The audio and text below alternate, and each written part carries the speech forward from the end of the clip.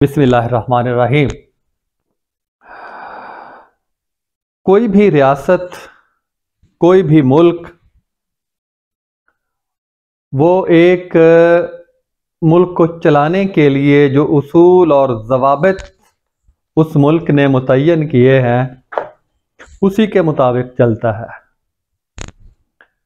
آئین ہے کسی ملک کا، اس میں ریاست کے جتنے بھی ادارے ہیں وہ اس آئین کے پابند ہیں، جو اس آئین میں لکھا ہوا ہے اسی کے مطابق ان اداروں کو چلائیں گے۔ اس کی عدالتیں سچ اور جھوٹ کا فیصلہ اسی آئین کے مطابق کرے گی، اور اس کی جو عسکری قیادت ہے وہ بھی سچ اور جھوٹ کا فیصلہ، کیا اس نے کرنا ہے کیا نہیں کرنا، اس کی ذمہ داریاں کیا ہیں، حدود کار کیا ہے، وہ آئین ان سب کا تعین کرتا ہے۔ اور آپ نے دیکھا ہوگا کہ جو ہمارے وزیر اعظم ہیں یا صوبوں کے وزرائے اعلیٰ ہیں یا دوسرے وزیر مشیر ہیں، وہ بار بار آئین کا نام لیتے ہیں۔ ہمارے چیف آف آرمی سٹاف بھی آئین کا نام لیتے ہیں، شریعت اسلامیہ کا بھی نام لیتے ہیں، لیکن یہ سب لوگ آئین کا ڈھٹائی کے ساتھ مذاق اڑاتے ہیں، آئین کو پوری طاقت کے ساتھ، پوری بے شرمی کے ساتھ پاؤں کے نیچے رونتے ہیں، اور ان کو باہر سے کوئی حکم نامہ آ جائے پھر یہ نہیں دیکھتے کہ آئین میں کیا لکھا ہوا ہے۔ انہوں نے این جی اوز کے ساتھ جو معاہدے کیے ہوئے ہیں وہ آئین کے سراسر خلاف ہیں اور آئین کو پاؤں تلے روندنے کے مترادف ہیں، لیکن وہ یہ ہے کہ خاموشی سے اور ڈھٹائی کے ساتھ ان کی مخالفت کر رہے ہیں۔ میں تعلیم کے شعبے سے تعلق رکھتا ہوں، تعلیم سے وابستہ جو آئین کی جتنی بھی شقیں ہیں میں ان کو آپ کے سامنے لاؤں گا۔ اس میں سب سے ایک اہم شق ہے جو ہمیں پابند کرتی ہے وہ ہے آرٹیکل 251، دفعہ 251۔ اس کی پہلی شق ہے کہ یہ ہے قومی زبان سے متعلق کہ پاکستان کی قومی زبان اردو ہے، اور یوم آغاز سے 15 برس کے اندر اندر اس کو سرکاری و دیگر اغراض کے لیے استعمال کرنے کے انتظامات کیے جائیں گے۔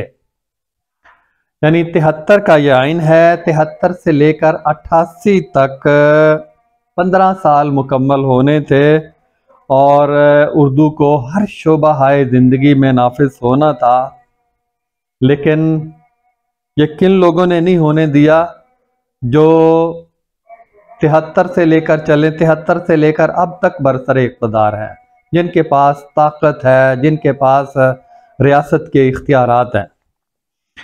اور نمبر 2، شق نمبر 1 کے تابع انگریزی زبان اس وقت تک سرکاری اغراض کے لیے استعمال کی جائے گی جب تک کہ اس کے اردو سے تبدیل کرنے کے انتظامات نہ ہو جائیں۔ شق نمبر 1 کے تابع ہے یہ، اس کا مطلب یہ ہے کہ 15 سال کے اندر اندر تمام انگریزی جہاں جہاں ہے اس کو اردو کے ذریعے بدلنا لازمی تھا، تو نہیں ہوا۔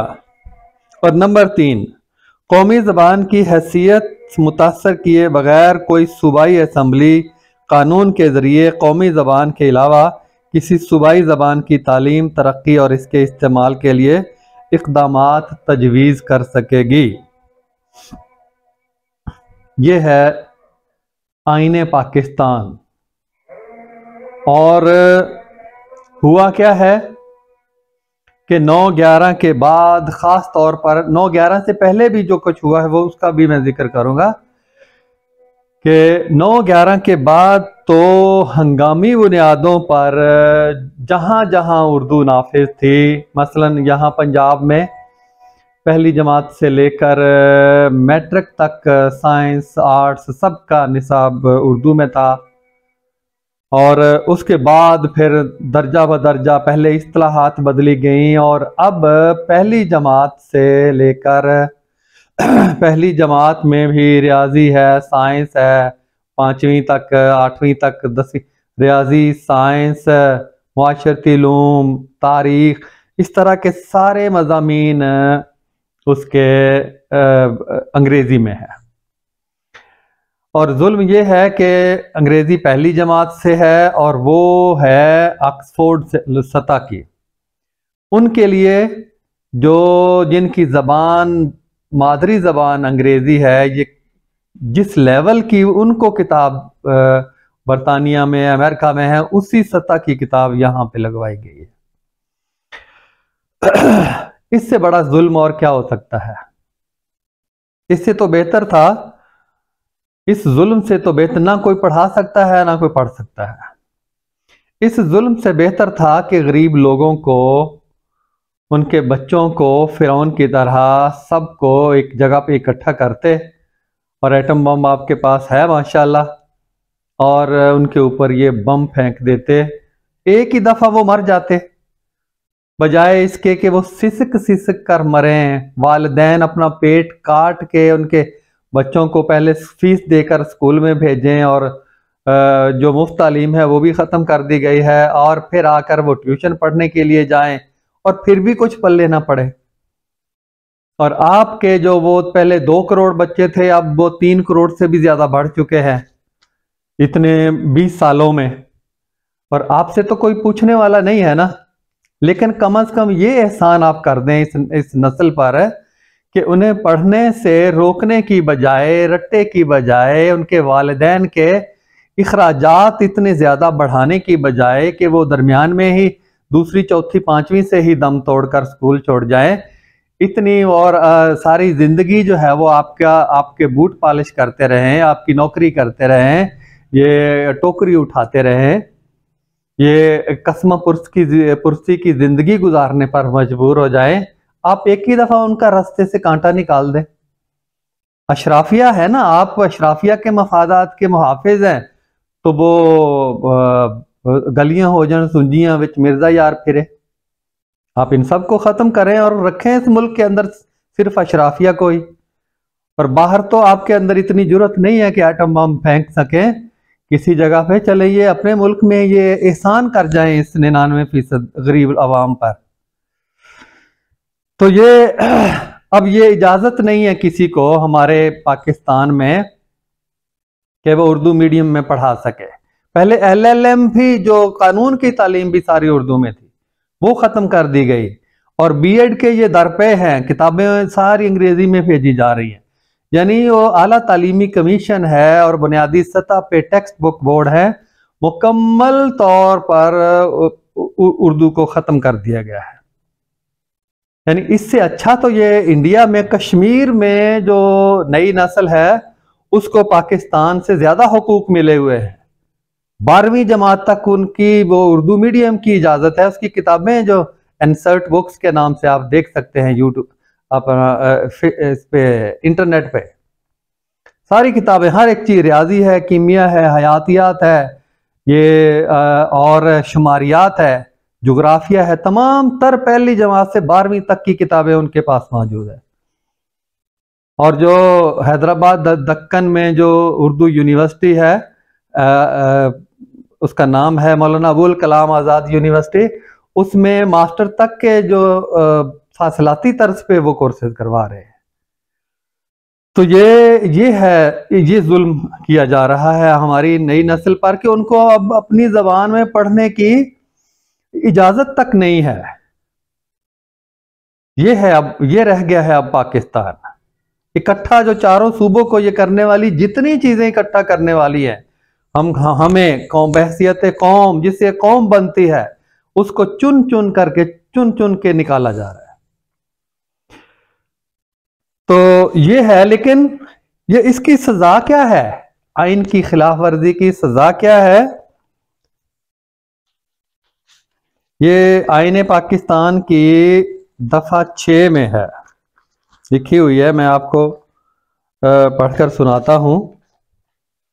آئین پاکستان کی دفعہ آرٹیکل 8 اور آرٹیکل 6، سنگین غداری۔ کوئی شخص دستور کی تنسیخ کرے یا زیر و زبر کرے یا معطل کرے یا التوا میں رکھے یا تنسیخ یا تذلیل کرے یا ایسا کرنے کی کوشش کرے یا سازش کرے، تخریب کاری کرے یا تخریب کاری کی کوشش کرے یا سازش کرے، یا معطل یا التوا میں رکھنے کی سازش بذریعہ طاقت کے استعمال یا طاقت کے دکھاوے سے یا دیگر غیر آئینی ذریعے سے، تو وہ سنگین غداری کا مجرم کہلائے گا۔ کوئی ایسا شخص جو شق نمبر 1 میں مندرج افعال میں کسی اور کی مدد یا معاونت کرے یا شریک کار بنے، بعینہ ہی غداری کا مجرم ٹھہرایا جائے گا۔ اور اس کی دوسری شق ہے، سنگین غداری کے کسی فعل کو جس کا ذکر ضمن نمبر 1 میں کیا گیا ہے، کوئی بھی عدالت بشمول سپریم کورٹ اور ہائی کورٹ جائز قرار نہیں دے گی۔ اور نمبر 3، مجلس شورا یعنی پارلیمنٹ بذریعہ قانون ایسے اشخاص کے لیے مقرر کرے گی جنہیں سنگین غداری کا مجرم قرار دیا گیا ہو۔ ایک طرف آئین پاکستان میں یہ سزا لکھی ہوئی ہے کہ آئین کے اندر کوئی تعویل کرنے کی کوشش کرے گا، اس کے معنی مفہوم کو بدل کر بیان کرنے کی کوشش کرے گا، اس کی بھی سزا غداری ہے۔ لیکن جب کر رہے ہو جن کے پاس اختیار ہو تو انہیں سزا کون دے سکتا ہے؟ ہم جیسے لوگ دے سکتے ہیں۔ ہم تو کہتے ہیں، ہم تو یہ اتنا احسان کرنے کے لیے کہتے ہیں کہ ہمارے بچوں کو آپ اس طرح سے مارنے کی بجائے، ذہنی طور پر مریض بنانے کی بجائے، نفسیاتی طور پر ان کا قتل کرنے کی بجائے ایک ہی دفعہ ان کا خاتمہ کر دے۔ ماشاءاللہ ایٹمی طاقت ہے۔ تو یہ ہے اس کی سزا۔ آپ دیکھیں کہ وہی جو 251 تھی دفعہ، اس میں ہوا کیا ہے؟ بالکل اس کے الٹ، جہاں جہاں نافذ تھی وہاں وہاں اس کو نکال بار کیا گیا ہے، بالکل اسے جسے 180 درجے الٹ یہ حکومت نے کام کیا ہے۔ کہ اس میں دیکھیں جو تینوں شقیں ہیں، اس میں غور سے اس کو پڑھ جائیں۔ انگریزی کے نفاذ کے لیے جتنی بھی کوششیں کر لی جائیں، سارے ماہرین تعلیم کو اکٹھا کر لیا جائے، ماہرین آئین کو اکٹھا کر لیا جائے، انگریزی کے نفاذ کے لیے ایک جملہ اس میں سے موجود نہیں ہے، ایک لفظ اس میں سے نہیں نکالا جا سکتا۔ لیکن ہو کیا رہا ہے؟ ہم جس کا رونا رو رہے ہیں کہ جہاں جہاں پھر جو نفاذ تھا، جہاں جہاں جو مقتدرہ قومی زبان، اردو سائنس بورڈ، مغربی پاکستان اردو اکیڈمی، پنجاب یونیورسٹی کا تراجم کا شعبہ، کراچی یونیورسٹی، سب میں کام ٹھپ کر دیا گیا، ختم کر دیا گیا ہے۔ نصاب سے متعلقہ نہ ہی اصطلاحات کی کوئی کتاب لکھی جائے گی، نہ نصاب سے متعلقہ کسی چیز کا ترجمہ کیا جائے گا، تاکہ اس جو یونیورسٹی میں پڑھنے والے لوگ ہیں یا کالجوں میں پڑھنے والے لوگ ہیں، ان کو سمجھنے میں سمجھنے کے لیے کوئی چیز باقی نہ ہو۔ اور نصاب بھی پہلی جماعت سے انگریزی میں کر کے جو پہلے سے تیار شدہ تھا اس کو ضائع کرنے کی کوشش ہو رہی ہے۔ جو لغات لکھی، جتنا علمی کام تھا، میں آپ کو علمی کام کو کتابیں دکھاؤں گا کہ ماسٹر تک سائنس میں کتنا علمی کام ہوا ہے، جتنا علمی کام تھا دانستہ کوشش کی گئی ہے اس کو ضائع کر دیا جائے۔ شروع میں زبیدہ جلال کو جو این جی اوز کی پروردہ ہے، اور اس کے بعد جاوید اشرف قاضی کو جو آئی ایس آئی کے سابق سربراہ ہے، ان کو لا کے حکم نامے ان اداروں کو جو کام ہوا تھا اس کو باقاعدہ ضائع کرنے کی، وہاں اس نے حکم جاری کیا ہے۔ اور جن لوگوں کے ذریعے سے کیا گیا ہے ان کی تو خبر بعد میں ہم لیں گے انشاءاللہ۔ اس جماعت کی جن کے ذریعے سے یہ سارا کچھ کیا گیا،